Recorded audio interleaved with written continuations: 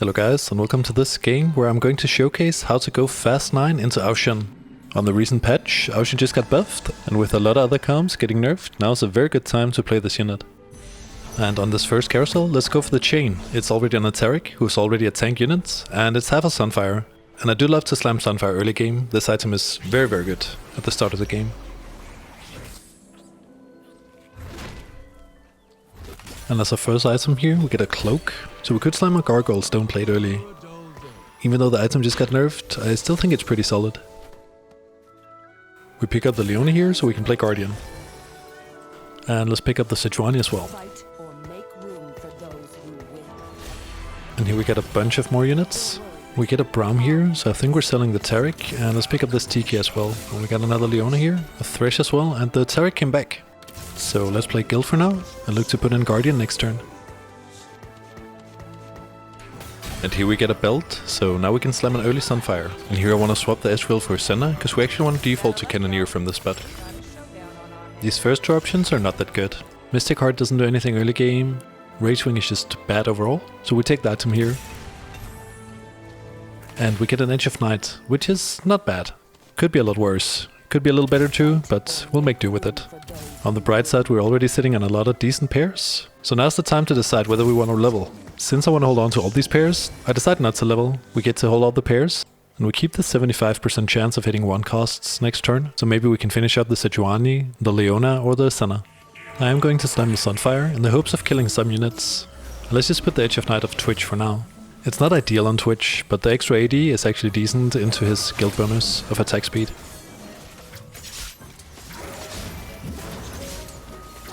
And we actually beat this guy. He didn't hit a single upgrade, and he doesn't have any items slammed.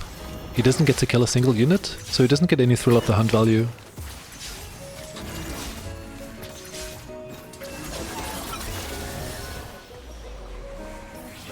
And in this shop we hit the Sejuani too, so we want to level and play that, and try to play for win streak. Let's sell this Garner, because we're definitely playing Guardian frontline this game. And let's hold the Aatrox pair. A lot of really good pairs still. We should be able to hit something later this stage.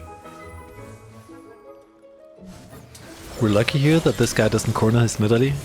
He should be doing that since he has the QSS on her, but Thresh actually gets a pretty good hook off here into Varus. Our Leona is spreading the Sunfire, dealing good damage over time to his whole team. And meanwhile, the armor reduction from Twitch's ability is actually doing work here.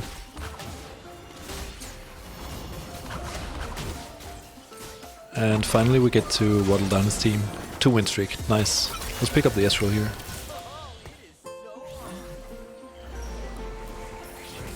Unfortunately, this shop doesn't really have anything we can use. I'm contemplating whether to level and play the Ezreal. We do have a lot of items on our board, and we could tempo our way into a win streak. I was pretty surprised by the damage from Twitch, so I decided to sell the Senna pair here and level for Ezreal so we can get swift shot in.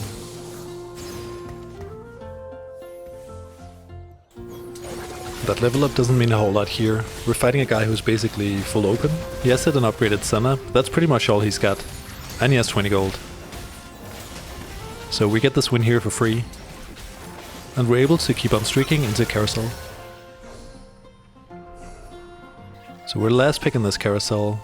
And I decide to go for the tempo play, taking the Thresh with the glove. Gonna make Thresh 2 and he's gonna have a glove on him, which is not ideal, but it might make a difference in the next 2 fights.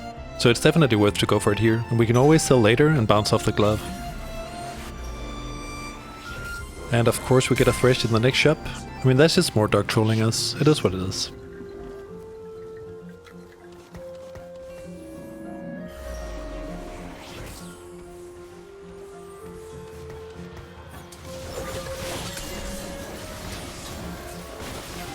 And here we're lucky enough to fight a full 1-star board.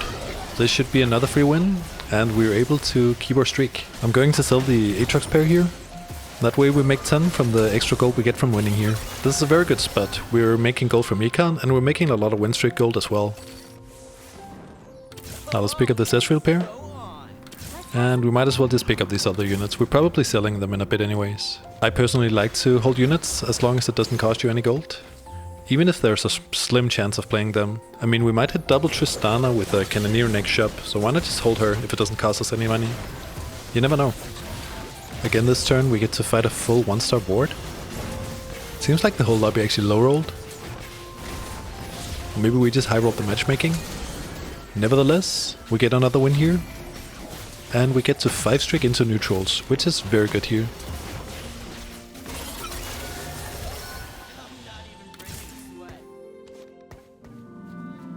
I want to hold the Silas here, so we can maybe play Whisper in next. I also want to hold the Taric and the Karma, and sell the Elise to make 20. At this point I'm thinking we might play Shio Yu with these items, so I think holding the Jade units is a good decision.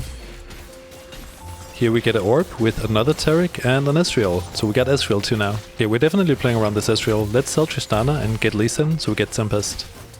And from items we get a tier, and we get another tier. Wow, 2 tiers. That's usually not really what you want to see here, but maybe we can make it work somehow. We got the Ezreal too, and we got a big win streak. So I'm just gonna slam a blue buff here on Ezreal to keep our streak, keep the tempo going, and get some value from these items. Let's level, play the Lee Sin and get Tempest online. And then slam the blue buff on Ezreal.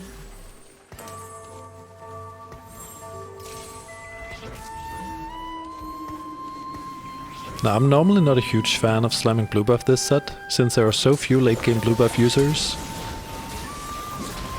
But in this scenario, it actually seems to pay off. We get a lot of board strength, this Ezreal actually does damage now, and it looks like we're gonna keep our streak. This also leaves us with near perfect Yasuo items, with blue buff and Edge of Night being some of the best in slot. Since we're not rerolling, preparation doesn't really do anything here. It's either Tiny Titans or Cybernetic Implants. We're gonna go for the implants here. It's more board strength and more tempo, so we can keep on streaking. And look at this shop. Twitch 2, Lee Sin pair, and there's a Saya as well. Saya did get a small buff in the recent patch, but I don't feel like it's enough that the unit is actually worth holding here, especially since we don't have items for her. I'm really trying to fit her into the comp, but I end up going for the Lee Sin anyways, and slam a cloak on him to get the cybernetic value. We just sell the Saya. It's a bait, and maybe we can make 30 this turn if we win. I'm gonna scout a little bit here, just to see if I can get a good thresh angle, and it looks like we want to hook left side, so I do the swap last minute. Unfortunately, this guy cornered his Skarner, so we don't get to hook the Yuna. We do get a Lee Sin kick off on the Yuna, which does dampen his DPS by a lot, and meanwhile our Ezreal is doing a lot of damage from the backline. And here there's a bit of a miscommunication on my team. The Lee Sin kicks the Leona away, so the Leona gets hooked by Thresh instead of the Yuna. So still no hook on Yuna, unfortunately. This fight actually looking a little doomed from here. And it looks like this is lost. However, the red actually pops off and we get another win, keeping our streak and making 30.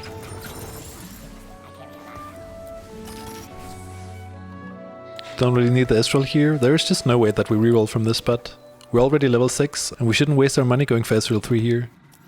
So I want to spend this round scouting and trying to get a good thresh angle off so we can keep our win streak.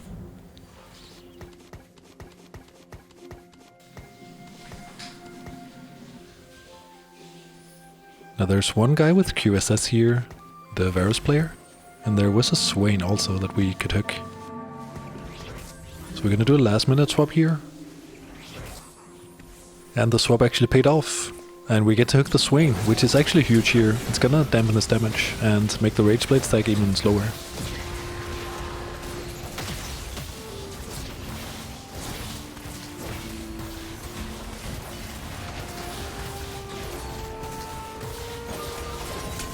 We get another Thresh hook here, sealing the deal. And that's another win and an 8 streak into carousel here. At this point, all I'm thinking about is how we can maintain our tempo. Is there anything we can slam with these components that makes our board stronger? I really wanted the chain here to go for Shroud, but I ended up taking the rod instead. Unlucky, since we can't really slam anything with that. We get another Saya here, and an Ashe, which means we can go for a 4 Swift Shot. Let's do it. We fast level to 7 and play 4 Swift Shot. We're in a really good spot here, since we can do this play and still stay at 20 gold. And now we can hopefully streak all the way into Wolves. Let's put component on Saya, so she gets a little bit more attack damage. And let's sell the Lee Sin as well, so we can play the strongest board possible. Put component on Ashe for the extra stats. If this guy had hit upgrades, this would be a really scary matchup, but again we're fighting a guy with mainly 1-star units. This Kane is on our Ezreal, but it seems like he's just getting bombed by our guy. Now that he's done with the Sins on the backline, he can focus on targeting down the enemy front line. Shout out to this Thresh, he's actually an MVP, he's been doing so much work this game already.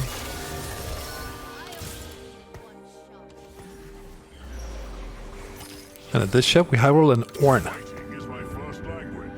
This Ornn is kinda messing with my plans, cause now I don't really want to run the 4 Swift Shot. I think we're pivoting out. Let's play the Ornn over Ashe.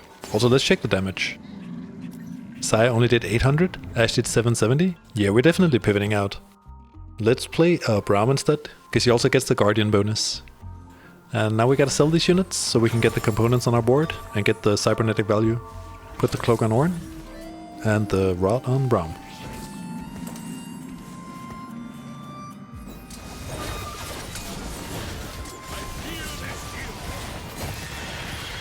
Hitting Ornn this early means that you always want to play it, because he will almost always get a cast off this early into the game, since there's not that much damage on the enemy's boards.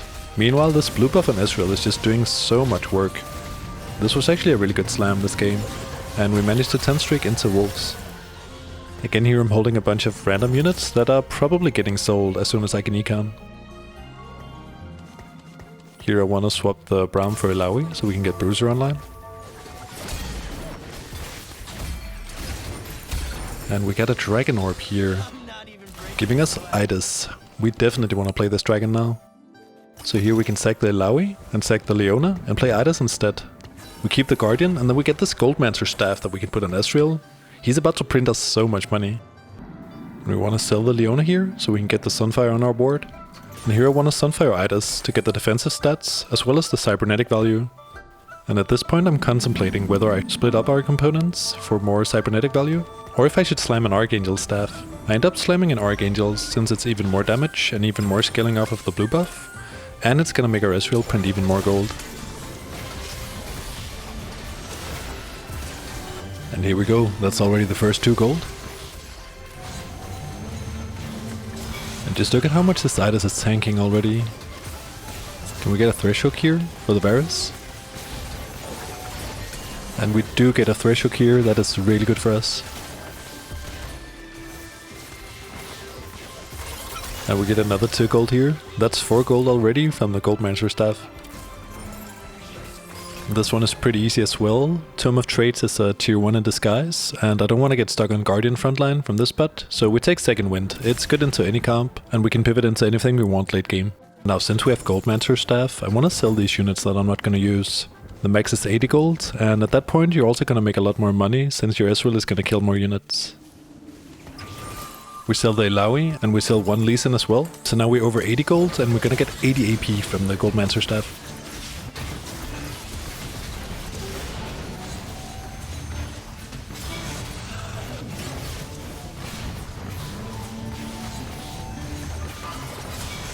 And I gotta say man, this Ezreal damage is already looking super ridiculous. Even through Dawnbringer Mirage, which means that this guy's units are super tanky, we're just killing stuff left and right. Unfortunately, this stage is sidestepped and our Ezreal actually missed, so we take a loss here.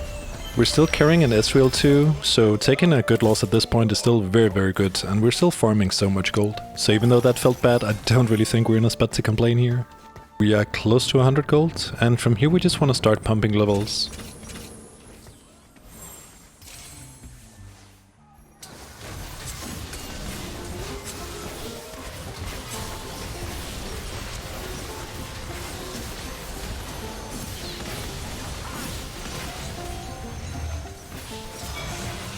Alright, is really trying to hold the fort here, but this Varus actually managed to gun her down fairly quickly, and we take quite the bad loss here. However, from this point we're actually quite okay with sacking. We have a lot of HP and we are looking to go a very fast 9 here. And going fast 9 you usually have to sack at some point, usually at some point in stage 4 or 5 you're gonna take some losses, and it's all about holding the line and finding the exact right time to level up and all in before you have too little HP to do it. Okay, so this carousel I'm actually gonna hit you with the cheesy strats. Look at this guy who's standing in the middle who hasn't picked yet. He's thinking about what to pick. I want him to take the Talon because I actually want the chain here. So I'm gonna ping the Talon. If you're under pressure in this situation, the ping will actually influence you. I know it's kinda dirty tactics, but I've been doing this for a while and it's kind of a habit of mine. I'm pretty sure it works, but I have no way of proving it. Anyways, let me know in the comments if you do the same thing. Alright, let's level here and get Nunu in. That's Cavalier. And now that we got Shin, we can slam a Shroud. Because we do want to stall the enemy board, so we have a little more time to pop off. I put in the Leona here or Thresh. So we get Mirage while keeping Guardian. And let's just sell the whole bench for Shimmer value. Now we also have the option to Shroud cheese next round. So we're guaranteed a perfect Shroud, which can actually save us a lot of HP. Here I'm scouting to make sure that I have units in the right positions to Shroud. And here we can Shroud on Sejuani to get a perfect Shroud off. And get the cybernetic value on Sage as well. Shrouding the enemy Itis here is detrimental. We actually get to kill it before it gets a cast off. So we can get to the backline really quickly in this fight. And I'm just gonna call it. This is definitely a Shroud diff. We have no business beating a Corgi 2 with Ezreal, but with the Shroud cheese we made it happen, and this buys us another round to econ up while we go for the fast 9.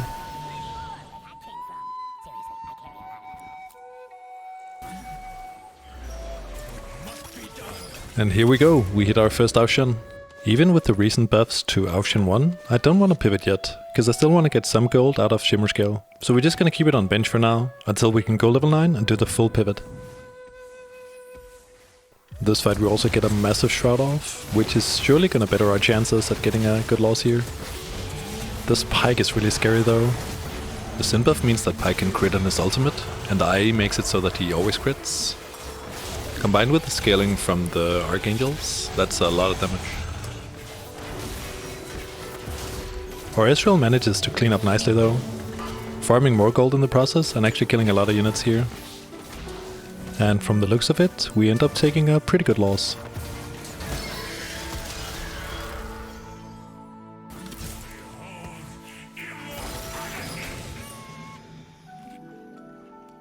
I'm really considering taking this treasure. We could do BT on our Shin and then we could BT our frontline as well. But I decide to roll since I'm having so much gold and I feel like we can get something better. And we just hit something better. This is a Giant Slayer for our Shin, plus some more frontline items. Definitely what we're looking for. I decide to go for Gargoyle on Ornn. And we can put the belt on another unit for cybernetic value. And the Giant Slayer is gonna go on Twitch for now and Aushin later when we pivot. We definitely put the belt on Nunu here. Nunu gets extra stats from Cavalier and gets a big heal from Mirage. And the extra health from belt and cybernetic is a lot of value. At this point we could level. It would cost us 60 gold, so we would have 20 gold left to roll with. I am definitely considering it here, but I decide not to do it. I want more gold to roll once we hit level 9. Also at this point in the game we're so healthy. We could stack a couple of more rounds before we would be in any danger of dying.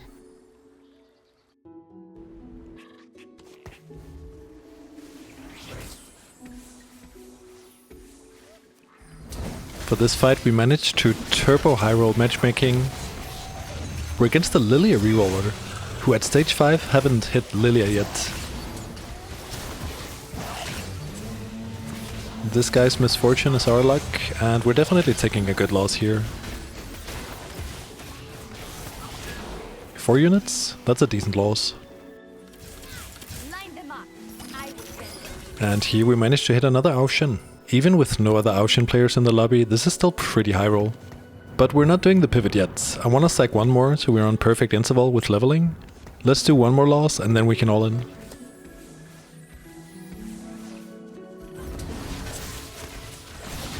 Now this Varus player is looking a little scary at this point. He hit a lot of 3 stars. And his Varus is ramping up quite aggressively. Hopefully our Ezreal can kill another unit here. Okay, he actually did. 5 units, that's a decent loss here I'd say. At 45 health I think it's a very good time to send it. So now let's start transitioning. First we go 9. We sell the Itis. Need this Lulu. Play our Shin. Sell the Swiftshot backline. And for now let's play these. Okay, let's get Shin in for Bruiser. Very nice, that's Bard and Zoe, we definitely need those. And we need this Yasuo as well. And from here I should keep on transitioning, but I want to itemize a little bit so I don't get too dizzy, especially since I want to split some components for cybernetic value. We need the Giant Slayer on Shin, and we should get this Edge of Night on Yasuo. So at this point we're still pretty far away from finishing our pivot. And even though they buffed Shin 1, I don't think he can board wipe at this point. No, he kills a lot of units, but it's not a full wipe. We definitely need to hit some more upgrades. We do a bit of bench cleaning, so we're ready for the pivot next turn.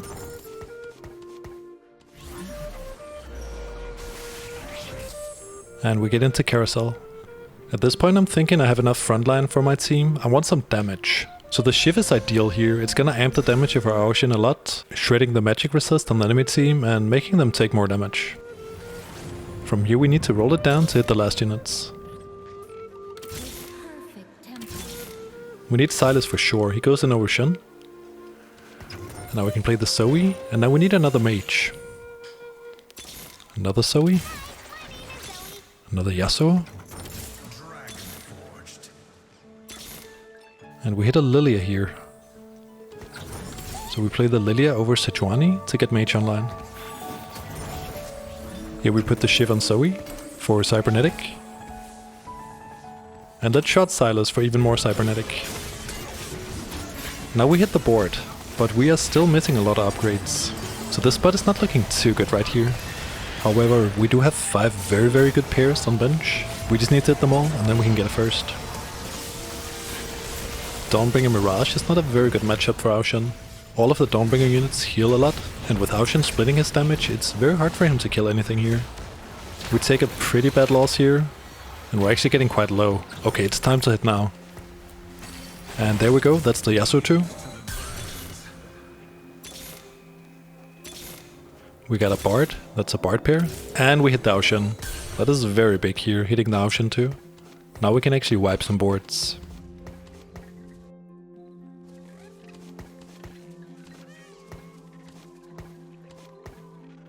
I want to split up my units like this here, so the Zoe is on the far right side. And we want the Lulu close to the Shin. Unfortunately I shrouded thin air here. That's unfortunate, but besides that our positioning is looking very good here.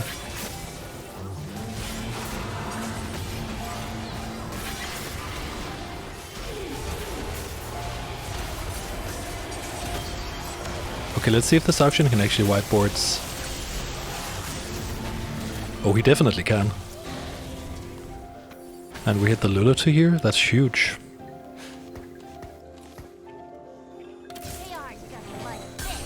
At this point I'm really thinking about whether we should reforge this last Whisper, but I decide to keep it and put it on Yasuo, since it's a pretty decent item on him. He's good at applying the armor shred, and the extra crit doesn't hurt either. From here I'm just gonna donkey roll for these pairs. Hitting any of these 3 is worth a whole lot. Unfortunately, we do not hit anything. Unlucky. Okay, now we need to focus on positioning. We need to get the Shroud off. Try to hit as many units as possible. And we need our Shin to not be in a vulnerable position.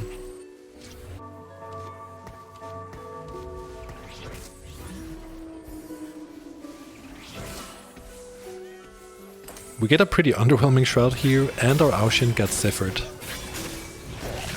But at least the Shin is on the opposite side of Deja, so he doesn't get ulted. Meanwhile, our Yasuo can actually hold the fort here. We get a cast off, but is it enough? It is not enough. We did not kill the Yasuo. And we take a loss here, 5 HP. We're actually close to dying here. At this point we're still gonna roll it down, try to hit these pairs. We find a Silas here, and we have a Lilia pair in shop as well, which we can't afford. There's merit to locking here, but I don't think it's worth it, since we have so many other more valuable pairs that we want to hit. We definitely want to see a new shop on next round. So let's focus on positioning. I'm putting my Shin close to middle here, so it's a little unclear what side I'm gonna swap to. And instead of swapping left here, I'm keeping it on the right side and putting Shroud on the left side.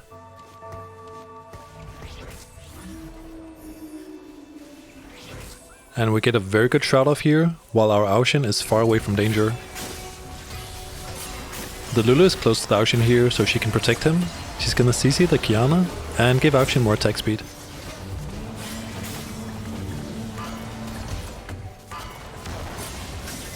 Aushin goes off here and kills everything. And we are still barely alive here. And here we managed to hit the Silas too, which is actually a very big upgrade here. We need more front line to sustain our back line. And upgrading Silas is more HP and a bigger shield on him. And he already has Mage and Bruiser active, so he's a pretty buff frontliner by now. Here I know I'm fighting the Siphon guy, so I want a position for him. I'm gonna put Aushin left, put the Shroud middle, and put the Ornn here in front as well. The Siphon is gonna get shrouded. Meanwhile Ornn has a good angle, and the Yasuo's gonna jump over, and hopefully stun the Siphon on his third cast. So somehow this Yasuo jumped the wrong way, back to my backline. However, we do get our cast off here, and hopefully it's enough. Yeah, it's enough damage, even through the declaw. The static shift is making a huge difference here. It's shredding so much MR off of the declaw. And for this last carousel, I'm gonna take a look at the opponent's board to see if there's anything I should deny him. It doesn't look like it, so I'm just gonna go for the bar 2 here.